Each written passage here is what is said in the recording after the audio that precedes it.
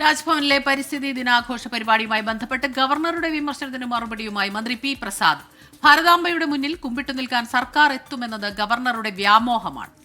Sangh Parivar അജണ്ടയാണ് governor നടപ്പാക്കാൻ ശ്രമിച്ചത്. RSS ചിത്രം സർക്കാർ പരിപാടിയുടെ ഭാഗമാക്കണമെന്ന് പറഞ്ഞാൽ അത് അംഗീകരിക്കാൻ കഴിയില്ല എന്നും മന്ത്രി പി പ്രസാദ് പറഞ്ഞു. ആ ചിത്രം RSS ഉപയോഗിക്കുന്ന ചിത്രമാണ്. ദേശീയ പതാക ഇല്ലാത്തൊരു ഭാരതാംബ RSSന്റെ ചിത്രമാണ്. RSS ചിത്രത്തിന് മുമ്പിൽ കുമ്പിട്ട് ആരാധിക്കാൻ ഞങ്ങളെ കിട്ടുമെന്നുള്ളത് ഗവർണറുടെ തെറ്റിദ്ധാരണയും വ്യാമോഹവും മാത്രമാണ്. ചൂണ്ടിക്കാണിച്ചപ്പോഴും അത് മാറ്റുകയില്ല എന്ന് അദ്ദേഹം നിലപാടെടുക്കുമ്പോൾ അദ്ദേഹം അറിയാതല്ലോ, അദ്ദേഹം അറിഞ്ഞുകൊണ്ട് തന്നെയാണെന്നാണ് ഇപ്പോൾ മനസ്സിലാക്കേണ്ടുന്നത്. ഇവിടെ പ്രശ്നം RSS ചിത്രം ഭാരതാംബ എന്ന പേരിൽ ഒളിച്ചു കടത്താൻ ശ്രമിക്കുന്നു, സ്ഥാപിക്കാൻ ശ്രമിക്കുന്നു. അത് കേരള ഗവൺമെൻറ് അംഗീകരിക്കുകയില്ല, കേരളം അംഗീകരിക്കില്ല.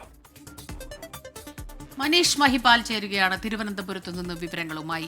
മനീഷ്, ഇപ്പോൾ ഇന്നലെ മന്ത്രി പറഞ്ഞ തന്റെ നിലപാട് അതിൽ ഉറച്ചു നിൽക്കുകയാണെന്ന് ഇന്നും വ്യക്തമാക്കുന്നു. കാരണം ഇന്നലെ പറഞ്ഞിരുന്നു രാജ്ഭവനിൽ ഇക്കാര്യം, രാജ്ഭവൻ അത് ഇനിയും ഇത് തന്നെ തുടരും, ഈ ചിത്രം തന്നെ ഇനി അങ്ങോട്ട് തുടരുമെന്നുള്ള കാര്യം രാജ്ഭവനും വ്യക്തമാക്കിയിരുന്നു. പക്ഷേ നിലപാടിൽ നിന്ന് പിന്മാറാൻ ഒരുക്കമല്ല മന്ത്രി.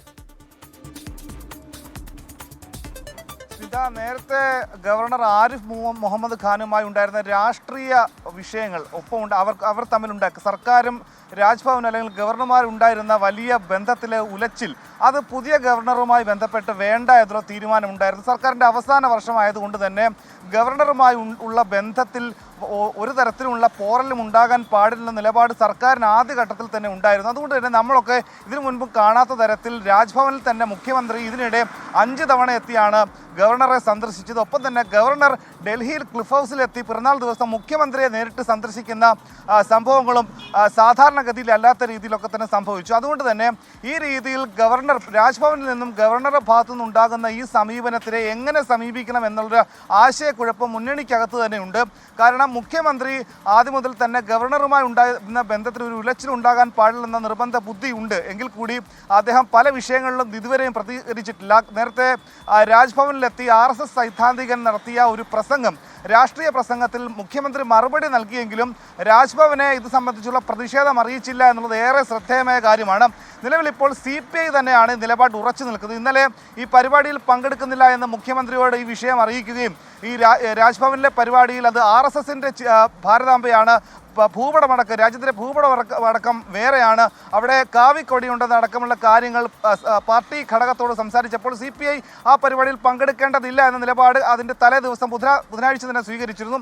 മുഖ്യമന്ത്രി അങ്ങനെയാണ് നിങ്ങളുടെ തീരുമാനമെങ്കിൽ പോകേണ്ട എന്ന നിലപാട് നിങ്ങൾ സ്വീകരിച്ചു കൊള്ളൂ എന്ന് മുഖ്യമന്ത്രിയും അതിനോട് പ്രതികരിച്ചിട്ടുണ്ട്.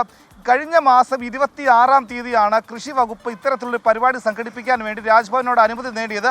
ആദ്യം നൽകിയ നോട്ടീസിൽ ഭാരതാംബയോ കാവിക്കൊടിയോ സംബന്ധിക്കുന്ന ഒരു വിവരങ്ങളും ഇല്ലായിരുന്നു. പക്ഷേ ഈ പരിപാടിയുടെ തലേന്ന് രാത്രി 7 മണിക്കാണ് പുതുക്കിയ നോട്ടീസ് നൽകുന്നതും അതിൽ ഭാരതാംബയുണ്ടെന്നും ഒപ്പം തന്നെ അതിൽ കാവിക്കൊടി ഉണ്ടെന്നും ഭാരതാംബയെ വിളക്ക് കൊളുത്തി പൂജിക്കണം, ആരാധിക്കണം എന്ന തരത്തിലുള്ള പുഷ്പാർച്ചന നടത്തുന്ന അടക്കമുള്ള വിശദാംശങ്ങൾ ഉണ്ടായിരുന്നത്.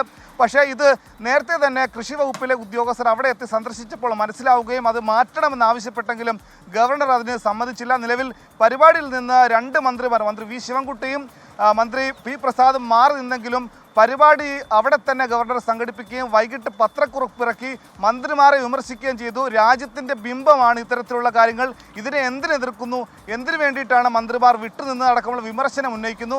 ആ വിമർശനത്തിന് അതേ നാണയത്തിൽ തന്നെ മറുപടി പറയുകയാണ്, ഗവർണർ വേണമെങ്കിൽ കുമ്പിട്ട് നിന്നോട്ടെ, ആരാധിച്ചോട്ടെ RSS ബിംബത്തിന്റെ മുന്നിൽ. സർക്കാരിന്റെ നിലപാടിൽ യാതൊരു മാറ്റവുമില്ല. മന്ത്രി പി പ്രസാദ് അത് വ്യക്തമാക്കുന്നു. ഇന്നലെ മന്ത്രിമാരുടെ സമീപനത്തെ ചോദ്യം ചെയ്ത് ഗവർണർ നടത്തിയ പ്രതികരണമൊക്കെ നമുക്ക് മുമ്പിലുണ്ട്. രാജ്ഭവനും ഈ വിഷയത്തിൽ വിട്ടുവീഴ്ചയില്ലാത്ത സമീപനം സ്വീകരിക്കാൻ പോകുന്നു എന്നാണ് റിപ്പോർട്ട്.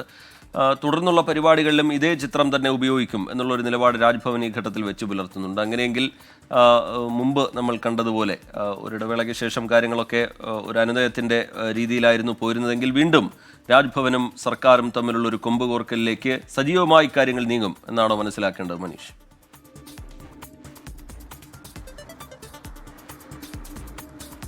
വിജിത്ത്, ആ രീതിയിൽ ഒരു രാഷ്ട്രീയ വിഷയം, അതായത് നിലമ്പൂർ ഉപതെരഞ്ഞെടുപ്പ് അടക്കം മുന്നിൽ നിൽക്കുന്ന ഘട്ടത്തിൽ ഒരു RSS ബിംബം അല്ലെങ്കിൽ RSS ചിത്രത്തിന് മുൻപിൽ നിന്ന് ഒരു CPI മന്ത്രി നടത്തുന്ന പരിപാടി അത് രാഷ്ട്രീയ ആയുധമാക്കും എന്നുള്ളൊരു വിലയിരുത്തൽ നേരത്തെ തന്നെ പാർട്ടിക്കും CPIക്കും CPIഎമ്മിനും ഉണ്ടായിരുന്നു.